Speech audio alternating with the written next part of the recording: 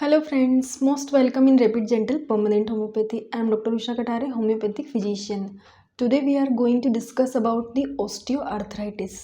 मतलब आज हम जानने वाले हैं कि ऑस्टियोआर्थराइटिस क्या होता है, किस वजह से होता है, कैसे इसे मैनेज किया जा सकता है और किन किन होम्योपैथिक दवाइयों का यूज़ हम इसमें कर सकते हैं। ठीक है, तो ऑस्टियो का मतलब क्या होता है, बोन्स, और आर्थो का मतलब क्या होता है, जॉइंट्स, मतलब दो हड्डियों के बीच का जो जॉइंट होता है उसे हम ऑर्थो कहते हैं। तो ऑस्टियोआर्थराइटिस और आइटिस मतलब इन्फ्लामेशन। तो जो हमारी हड्डियां होती है उनके जो जॉइंट होते हैं उनमें इन्फ्लामेशन होना, उसी को हम कहते हैं ऑस्टियोआर्थराइटिस। ठीक है, तो होता क्या है कि जब हमारी हड्डी के जो जॉइंट होते हैं उन दोनों के बीच में एक कुशन के जैसा स्ट्रक्चर आता है। उस स्ट्रक्चर में बहुत ही लचीलापन होता है, बहुत ही बल्कि सा स्ट्रक्चर पाया जा, ऐसा बल्क होता है दो जॉइंट्स के बीच में। तो अब वो स्ट्रक्चर क्यों होता है, एक तो वो सपोर्ट देता है बोन को, शॉक एब्जॉर्बेंट का काम करता है। मतलब अगर शॉक एब्जॉर्बेंट मतलब जैसे कोई बाहर से कोई जर्क या कोई प्रेशर आता है जॉइंट के ऊपर, तो ये दोनों जॉइंट्स को, दोनों बोन्स को प्रोटेक्ट करने का काम करता है। तो इसीलिए हम इसे क्या कहते हैं, शॉक एब्जॉर्बेंट। दूसरा होता है ल्यूब्रिकेंट। इसका वर्क होता है जो दोनों बोन्स हैं उन दोनों को न्यूट्रिशन प्रोवाइड करने का। ठीक है, तो इसके कितने काम हो गए, 2-3 यूज़ हो गए, शॉक एब्जॉर्बेंट, ल्यूब्रिकेंट और सपोर्टर। ठीक है, जो भी जर्क आता है उसे अपने ऊपर ले लेता है ये, तो क्योंकि इसके बल्कि नेचर की वजह से। तो ये जब कार्टिलेज, इसे हम कार्टिलेज भी कह सकते हैं, तो जब ये कुशन या ये कार्टिलेज डीजनरेट होने लगता है किसी वजह से, या फिर इसमें कोई इंजरी हो गई हो, कोई इन्फ्लामेशन हो जाए, या फिर ये फ्लेटन होने लगता है, धीरे धीरे से पतला होने लगता है, तो उसकी वजह से ऑस्टियोआर्थराइटिक चेंजेस हमारे बोन में देखने को मिलते हैं। तो जब ये पतला हो जाता है तो जो दो बोन्स हैं, जो दो बोन्स की वजह से जो गैप है वो कम होना स्टार्ट हो जाती है। मान लीजिए बीच में ये एक स्ट्रक्चर है, ठीक है, और यहाँ भी एक बोन है और यहाँ भी एक बोन है, तो जब ये स्ट्रक्चर और दुबला हो जाएगा तो ये जो दो बोन्स है ये और ज़्यादा पास आ जाएगी। ठीक है, तो जो जॉइंट है उनके बीच की जो स्पेस है वो रिड्यूस होना स्टार्ट हो जाती है। तो एक ये चेंज आता है कि हमारा जो कार्टिलेज था वो डीजेनरेट हो गया है, फ्लेटन हो गया है। दूसरा, जो दोनों बोन्स होती है उनमें एक इरेगुलर सी ग्रोथ होना स्टार्ट हो जाती है। मतलब किसी भी आड़े तिरछे तरीके से वो दोनों जो बोन्स हैं उनके कॉर्नर्स पर से ग्रोथ होना स्टार्ट हो जाती है, जिसकी कोई ज़रूरत नहीं होती है। तो जब ये अनवांटेड ग्रोथ स्टार्ट हो जाती है तो ये आसपास के जो स्ट्रक्चर होते हैं उनके ऊपर दबाव बनाने लगती है, उन पर प्रेशर आता है। तो उस प्रेशर की वजह से जो आसपास के स्ट्रक्चर हैं वो पेन होने लगते हैं, उनमें एक इन्फ्लामेशन जनरेट होने लग जाता है। तो जब ये इन्फ्लामेशन होता है तो इसकी वजह से धीरे धीरे वो जो जॉइंट है उसमें स्टिफनेस बढ़ने लग जाती है, उसमें इन्फ्लामेशन स्टार्ट हो जाता है। तो जब ऑस्टियोआर्थराइटिस होता है तो इस तरीके के चेंजेस हमें देखने को मिलते हैं कि जो कार्टिलेज है वो डीजनरेट होगा और जो बोन्स है उनमें इरेगुलर ग्रोथ होना स्टार्ट हो जाती है, जिसकी वजह से इन्फ्लामेशन होता है और एक स्टिफनेस जनरेट होती है। इसी को हम ऑस्टियोआर्थराइटिस कहते हैं। ठीक है, तो इसका कारण क्या हो सकता है, एक तो बढ़ती उम्र के साथ हार्मोनल चेंजेस होना। कुछ फीमेल्स होती हैं जिनमें ऑस्टियोआर्थराइटिस बहुत फ्रीक्वेंटली देखने को मिलता है क्योंकि उनके हार्मोनल डिस्टर्बेंस होते हैं, उनके हार्मोनल चेंजेस होते हैं 45-50 की उम्र में, जिसे हम मीनोपॉज भी कहते हैं।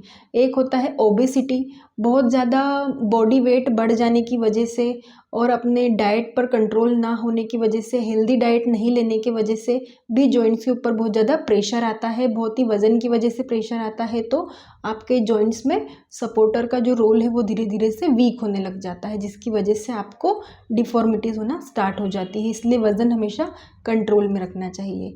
एक होता है एंडोक्राइनल फैक्टर, एक होता है इन्वायरमेंटल फैक्टर। अगर आप अपने खाने पीने में एक calcium rich diet, healthy nutritious diet नहीं लेते हैं तो उसकी कमी के वजह से भी धीरे धीरे आपके जो जॉइंट्स होते हैं उनमें डिजेनरेशन स्टार्ट हो जाता है। इसीलिए आपको कैल्शियम डाइट लेना चाहिए। ठीक है, एक कारण होता है कि कोई इंजरी और कोई ट्रॉमा की वजह से आपको ये सारी परेशानी ऑस्टियोआर्थराइटिस होना स्टार्ट हो जाता है। तो ये सारे इसके कारण होते हैं। एक होता है ऑटो इम्यून डिसीजेज, मतलब बॉडी की जो खुद की प्रोटेक्टिव सेल्स होती है, प्रोटेक्टिव मैकेनिज्म होता है, वो हमारे जॉइंट्स के ऊपर उल्टा अफेक्ट करने लग जाता है। हमारी खुद की जो बॉडी है वो खुद ही ऑस्टियोआर्थराइटिक चेंजेस हमारी बॉडी में लाना स्टार्ट कर देती है। तो उसकी वजह से भी कई बार हमें ऑस्टियोआर्थराइटिस होने की समस्या हो जाती है। अगर आप लॉन्ग टर्म स्ट्रेस में है, डिप्रेशन में है, तब भी आपको ये प्रॉब्लम हो सकती है, क्योंकि जब आप डिप्रेशन में होंगे तो आप अपनी डाइट के ऊपर ध्यान नहीं देंगे, जिससे कि आपकी बॉडी का जो न्यूट्रिटिव लेवल है वो धीरे धीरे रिड्यूस होना स्टार्ट हो जाता है। तो उसकी वजह से भी आपकी बोन में चेंजेस आना स्टार्ट हो जाते हैं। ठीक है, अगर आप कोई बहुत ज़्यादा हेवी वेट लिफ्टिंग करते हैं, मतलब बहुत ही लंबे टाइम से आप कुछ ऐसे कामों में हैं जिनमें बहुत ज़्यादा वज़न उठाना पड़ता है, बहुत ही हेवीनेस होती है, बहुत प्रेशर आता है जॉइंट के ऊपर, जैसे कुछ मजदूरी करने वाले लोग होते हैं जिनको कंटिन्यूअस अपने डेली रूटीन में बहुत भारी वज़न उठाना पड़ता है, हम्बाली करने वाले लोग होते हैं, बड़ी बड़ी बोरियां उठानी पड़ती है उन्हें अपनी पीठ के ऊपर। तो इन सब चीज़ों को अगर आप एक लंबे टाइम से कई सालों से करते आ रहे हो, तो उसके बाद आपकी बॉडी का जो सपोर्ट सिस्टम होता है वो धीरे धीरे वीक होना स्टार्ट हो जाता है। बहुत ज़्यादा प्रेशर पड़ता है जॉइंट्स के ऊपर, तो धीरे धीरे वो जो कुशन, वो जो कार्टिलेज होता है वो डिजेनरेट होने लग जाता है। फिर आप में ऑस्टियोआर्थराइटिक चेंजेस आना स्टार्ट हो जाते हैं। तो ये सारे उसके कारण हो सकते हैं। अब अगर हम उसके सिम्टम्स देखें, तो सबसे पहले तो धीरे धीरे दर्द होना स्टार्ट होगा, और ये दर्द धीरे धीरे बढ़ता चला जाएगा। फिर बहुत ज़्यादा शार्प और शूटिंग पेन आपको होना स्टार्ट हो जाएगा। पेन पहले कभी कभार होगा, फिर धीरे धीरे ये डेली बेसिस पर आपको होने लग जाएगा। आपके जो जॉइंट हैं वो पूरे स्टीफ हो जाएंगे, बहुत अकड़न सी महसूस होगी, आपको हाथ पैर हिलाने डुलाने में भी बहुत ज़्यादा दर्द महसूस होगा। अगर लंबे टाइम तक आपको ऑस्टियोआर्थराइटिस की समस्या है तो एक टाइम के बाद आपके मूवमेंट बहुत ज़्यादा रेस्ट्रिक्ट हो जाएंगे, आप चलने फिरने में भी बहुत ज़्यादा तकलीफ़ उठाना स्टार्ट कर देंगे। जब आप चलेंगे तो आपको बहुत ज़्यादा दर्द महसूस होगा, आप आराम करेंगे तो आपको थोड़ा सा रिलीफ महसूस होगा। तो इस तरीके के हम सिम्टम्स इसमें देख सकते हैं। इन्फ्लामेशन के साइन मिलेंगे, जैसे पेन, रेडनेस मिलेगी पूरे जॉइंट में बहुत ज़्यादा स्वेलिंग स्टार्ट हो जाएगी, हमेशा एक बल्कीनेस सी फील होगी, आपके दोनों पैर बहुत ही भारी भारी आपको महसूस होंगे। तो ये सारे सिम्टम्स हम ऑस्टियोआर्थराइटिस में देख सकते हैं। तो अगर हम इसका मैनेजमेंट करें तो आपको कंप्लीट बेड रेस्ट लेना चाहिए। अगर ऐसे कोई चेंजेस आते हैं तो आपको अपनी डाइट में कैल्शियम को शामिल करना चाहिए, हरी पत्तेदार सब्जियां खाना चाहिए, आपको बहुत ज़्यादा अमाउंट में पानी पीना चाहिए जिससे कि आपकी बॉडी को कुछ न्यूट्रिशन मिले, आप हाइड्रेट रहें, कंप्लीट रेस्ट लेना चाहिए आपको। फिजियोथेरेपी, योगा, एक्सरसाइज, जिस चीज़ों का सहारा आपको लेना चाहिए। अगर आपके जॉइंट में स्टिफनेस है तो फिजियोथेरेपी से आपको काफ़ी रिलीफ हो सकता है। तो जब भी कोई जॉइंट प्रॉब्लम हो तो आप फिजियोथेरेपी की तरफ जा सकते हैं। आप योगा भी कर सकते हैं। आपको स्ट्रेस नहीं लेना है, आपको स्ट्रेस फ्री रहने के लिए मेडिटेशन भी करते रहना चाहिए। थोड़ा थोड़ा सा जॉइंट्स की मूवमेंट करते रहना चाहिए, जिसकी वजह से एकदम स्टिफनेस मेंटेन ना हो। ठीक है, तो ये सारे उसके मैनेजमेंट है। अगर हम इसके होम्योपैथिक पार्ट पर आएँ तो होम्योपैथी में रूमेटिज्म से रिलेटेड या बोन डिसीज़ से रिलेटेड बहुत ही शानदार मेडिसिन हैं और बहुत ही अच्छे रिजल्ट हमें एक ही बार में देखने को मिल जाते हैं। तो जो सबसे पहली मेडिसिन है वो है रेस्टॉक्स। रेस्टॉक्स मेडिसिन हम पेशेंट को तब देंगे जब उसे आराम करने से जोड़ों में बहुत दर्द होगा और उसे चलने फिरने से आराम मिलेगा। ठंडे मौसम में उसके जॉइंट बिल्कुल अकड़ जाएंगे और एक पेन बना हुआ रहेगा। तो ऐसे पेशेंट को हम रेस्टॉक्स मेडिसिन प्रिस्क्राइब कर सकते हैं। एक मेडिसिन है ब्रायोनिया। ब्रायोनिया मेडिसिन हम पेशेंट को तब प्रिस्क्राइब करेंगे जब उसे आराम करने से बहुत अच्छा लगेगा और उसे चलने फिरने से बहुत ज़्यादा तकलीफ होना स्टार्ट हो जाएगी। ठीक है, तो ऐसे पेशेंट को हम ब्रायोनिया मेडिसिन प्रिस्क्राइब कर सकते हैं। एक मेडिसिन है लीडम पाल।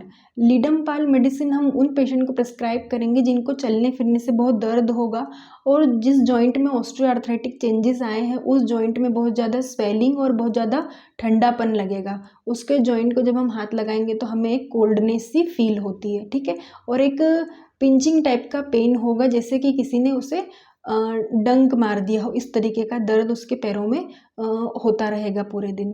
एक मेडिसिन है हमारे पास हेक्ला लावा। हेक्ला लावा मेडिसिन हम पेशेंट को तब देंगे जब उसके दोनों बोन्स के कॉर्नर्स में डीजेनरेशन होगा और एक इरेगुलर सी ग्रोथ होगी बोन की, मतलब आड़ी तिरछी कुछ भी ग्रोथ होगी जिसकी वजह से बहुत ज़्यादा दर्द होगा पेशेंट को। तो ऐसे पेशेंट को हम हेक्ला लावा मेडिसिन प्रिस्क्राइब कर सकते हैं। एक मेडिसिन है फॉर्मिक एसिड या फॉर्मिका रूफा। फॉर्मिक एसिड मेडिसिन हम उन पेशेंट को देते हैं जिनमें क्रोनिक आर्थराइटिस की समस्या हो, मतलब उन्हें कई सालों से ऑस्टियो आर्थराइटिक चेंजेस देखने को मिल रहे हों, कई सालों से उनके जोड़ों में स्टिफनेस हो और दर्द बना हुआ हो, तो ऐसे पेशेंट को हम फॉर्मिका रूफा मेडिसिन प्रिस्क्राइब कर सकते हैं। तो ये सारी दवाइयाँ मैंने सिर्फ होम्योपैथिक स्टूडेंट्स को लर्निंग के पर्पज़ से बताई है। आप कोई भी मेडिसिन का सेल्फ मेडिकेशन नहीं करें, आप डॉक्टर की सलाह लिए बिना कोई भी दवाई यूज़ ना करें। और अगर आप हमसे कंसल्ट करना चाहते हैं तो हमने हमारा कंसल्टेशन नंबर स्क्रीन पर स्प्लैश किया है और डिस्क्रिप्शन बॉक्स में भी हमने अपना नंबर डाल दिया है, तो आप कंसल्ट कर सकते हैं, ऑनलाइन दवाई मंगा सकते हैं। और अगर आपको हमारे वीडियोस अच्छे लगते हैं तो आप हमारे वीडियोस को जल्दी जल्दी से लाइक करें, शेयर करें, बहुत सारे लोगों को सब्सक्राइब करें, ताकि आपको नए नए वीडियोस की जानकारी मिलती रहे, आपको हमारी ये वीडियोस कुछ हेल्प कर सकें और ज़्यादा से ज़्यादा लोगों को शेयर करने से होम्योपैथी के बारे में लोगों को पता चल सके। Thank you so much.